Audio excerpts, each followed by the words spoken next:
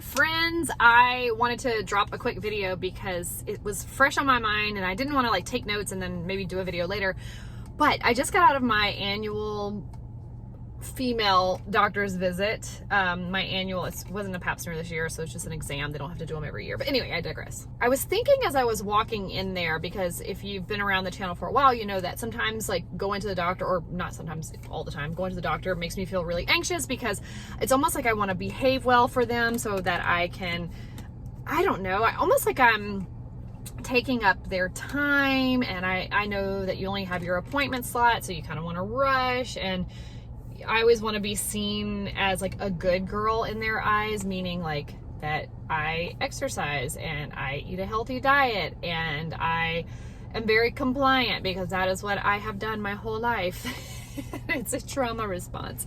But anyway, I met up with a friend a couple of weeks ago, and one thing that she said to me that I think somebody said to her was, there's so often we are operating out of our story, out of our past, out of what has happened. And so what she had heard somebody say is, that is your story, but what is your truth? And so as I was talking to her throughout the evening, with me and her hanging out, as I would say certain things that were really anchored to my past, she would say, well, that sounds like your story, but what is your truth? So that has really stuck with me over the past couple of weeks.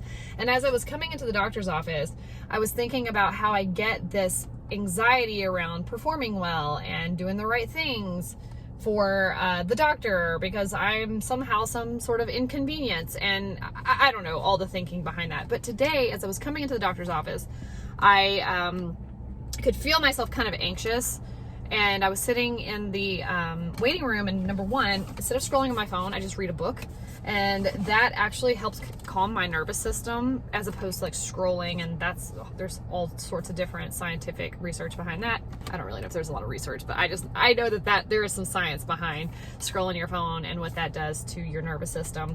So anyway, I spend time reading a book instead and breathing. And as I went back to get prepared for my meeting, or for my appointment, I sat there and I asked myself, what is my story and what is my truth? What am I telling myself? What am I believing that's making me feel anxious? And I'm like, well, it's that I'm at a doctor's office and I am trying to perform well, and I don't want anything to be wrong with me, and I don't want to take up too much time, and I don't want to overtalk, and all of these things. And I'm like, you know what? That's your story. What is your truth? And here's my truth. And I said this to myself. I was actually in the bathroom at this point, looking in the mirror. It was like, your truth is, you pay to be here. They are serving you. This is a service for you. This is not me doing a service for them. They are doing a service for me as a patient. I am the patient. I am here for a reason, for my health, so that I can try my best to be responsible for my health and have longevity in my life, because that's what I want. And that's why I show up to my annual appointments, especially preventative appointments. And that this is my appointment. This is my time with the doctor. And yes, I respect her and I like her and I think she's amazing, and she's here to help me, and she is more knowledgeable in a lot of areas than I am. But I have every right to sit and ask questions. I have every right to be humorous with her and demand the time that I've set up with her. My insurance is paying for it. My copay, well, not on this one because it's a preventative, and you don't pay a copay for preventative. But anyway, that is my truth.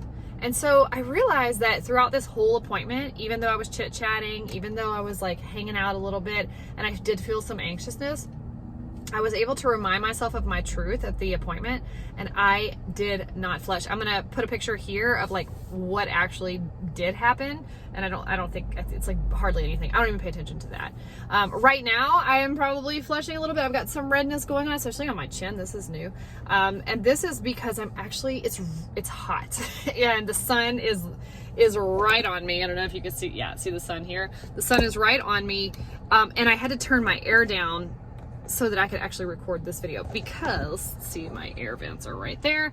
They're right up under the camera, and it'll pick up all that sound. So I turned the air down so that I could talk to you, and therefore I'm flushed a little bit because it's hot. So anyway, I wanted to drop in, do a quick video, talk to you a little bit about just an update from visiting the doctor's office, because that was new for me. And I think it really, really, literally changed my life when my friend said to me, that sounds like your story, what is your truth? And listen, we're not going to change our past. Our past is what it is. It is a lot of the reason why we are the way we are, but we can also change it. And I firmly believe that because I have experienced it multiple times in my life in many different ways. And so why would that be any different when it comes to my own insecurities and my fight or flight response and turning red because I'm at a doctor's office, because I have performance anxiety, because of things that are tied to my past? That is the reality of where I've been, but it is not the reality of where I'm going, and it's not the reality for you either. And so when you get into these like crazy head spins or just this like super anxious feeling and tension, ask yourself, what story am I telling myself? What meaning have I given to this? What is my story? And then validate yourself with what your story has been. But what is my truth? And then speak the truth to yourself. And if you don't know what your truth is yet, I would highly encourage you to get a journal and write that down, because writing out what your truth is can be very beneficial in knowing that that's your path forward, because it's so easy to get anchored to where we've been and why we are the way we are, and it takes a little more effort and discipline to move ourselves out of that. But we absolutely can. You can move yourself out of that headspace.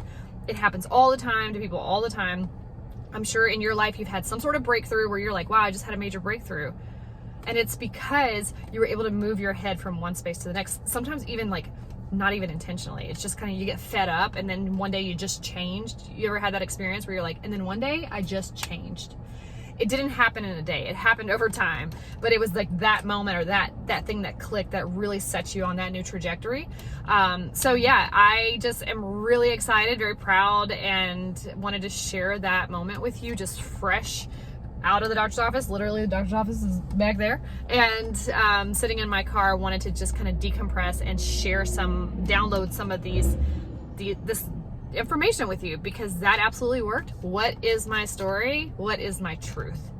And so I just hope to encourage you to ask yourself that just all the time now. I'm doing it. Ask yourself that all the time.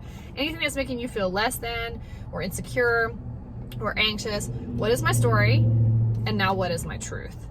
And I fully believe that we're going to continue to move forward and move on with our lives and really evolve into whatever the best version of ourselves is, whatever that looks like for you, and whatever makes you feel the most alive and the most at peace. All right, my friends, be sure to like this video if you liked it, and leave a comment if you have little tips or tricks on things that you do to help just kind of reframe your mind, calm your nervous system. Leave that in the comments below. Be sure to subscribe if you haven't yet, and don't forget about those sound videos that I'm posting once a week.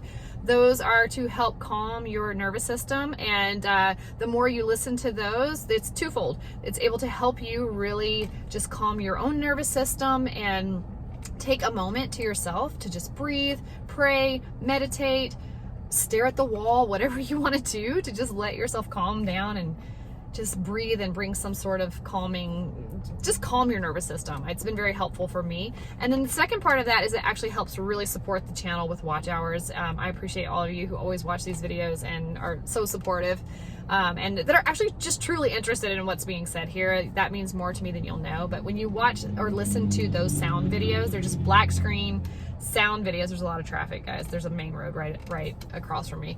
But black screen, and it's just for you to calm your sensory response and just listen. But when you listen, it does help increase our watch hours here as well, and that really supports the channel. All right, that's it. I'm done talking. I'll see you in my next video.